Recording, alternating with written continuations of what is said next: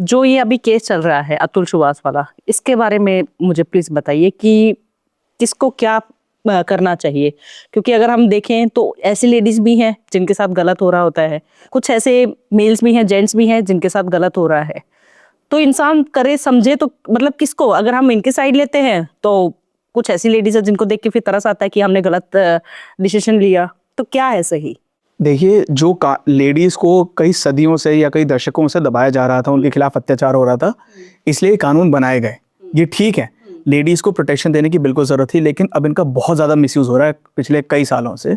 So the point is that there should be some kind of a neutral body, और there should be some kind of a commission और a helpline for men also, क्योंकि इनका बहुत ज्यादा misuse हो रहा है।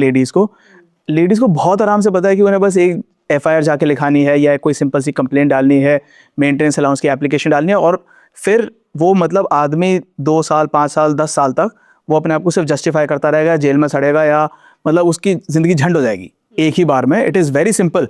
आपको बस कहीं पे भी जा करके आप कह दें कि फलाने आदमी ने मेरा किया है या करने की कोशिश की है, उसका अरेस्ट हो जाएगा। बहुत ज़्यादा केसेस में अरेस्ट हो जाएगा, कुछ केसेस में नहीं भी होगा arrest. So this is how it is. थोड़ा सा एक चेक्स एंड बैलेंसेस लाने की जरूरत है।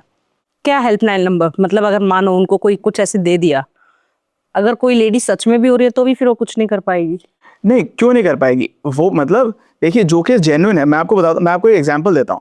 कुछ cases on the face of it fraud होते हैं, कुछ केसेस। जैसे मान लीजिए अभी इस समय का हमारा सिस्टम ये है कि मैं जानता हूँ, एक हमारे आर्मी के सूबेदार साहब थे, उनके साथ ऐसा हुआ कि किसी लेडी ने कंप्लेंट डाली कि इस आदमी ने मेरा किया है।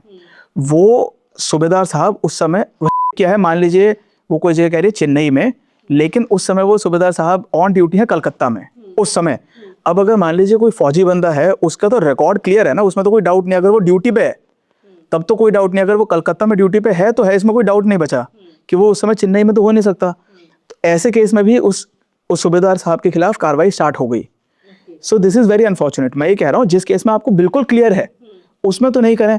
अगर मान लीजिए अब ऐसे केस में क्या होगा कि वो पहले सूबेदार साहब को आना पड़ेगा जहाँ पे जिस भी पुलिस थाने में वो कंप्लेंट हुई है, वो पहले वहाँ पे आके अर्जी लगाएंगे, पुलिस वाले उनके खिलाफ इन्वेस्टिगेशन करेंगे, उससे पहले उनको ह्यूमिलेट करेंगे उनके ऑफिस में जाकर के या उनके घर पे जाकर के।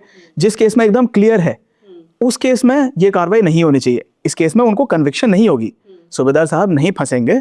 मतलब जो केस मैं बता रहा हूँ उसमें फंसे थे, लेकिन ऐसे केस में ये व्यक्ति नहीं फंसेगा, क्योंकि बाद में साबित हो जाएगा कि वो बंदा उस जगह पे था नहीं। लेकिन वो इतनी हैरेसमेंट से गुजरे 2-3 साल 5 साल तक अब हैरेस होकर के उसको मतलब वो बाद में दिखाया, जैसा साहब कहेंगे ठीक है बंदा वहां नहीं था तो he is innocent.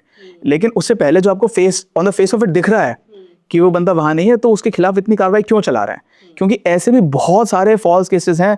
Even if you are abroad, तो अब्रॉड से आप पहले इंडिया आएंगे, अपनी जस्टिफिकेशन देंगे, फिर वो उसको क्वॉश करने की, वो जो FIR है या जो कंप्लेंट है उसको क्वॉश करने की आप प्रोसीडिंग्स लेंगे अप्रोप्रिएट कोर्ट में, हाई कोर्ट में या सेशंस कोर्ट में, जो भी है, और फिर वो जाके क्वॉश होगी। ये सारी कार्रवाई करने की क्या जरूरत है जो केसेस साफ दिख रहे हैं कि ये गलत है?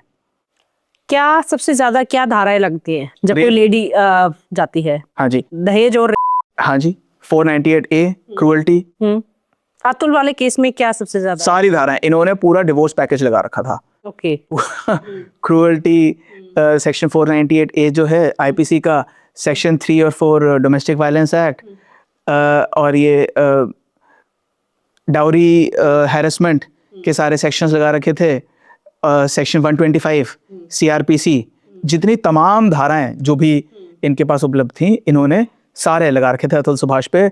अल्टीमेटली जैसा अतुल सुभाष ने अपनी वीडियो में बताया, 6 केसेस लेडी की तरफ से या उनकी फैमिली की तरफ से लोअर कोर्ट्स में फाइल थे और 3 केसेस इलाहाबाद हाई कोर्ट में फाइल किए गए थे।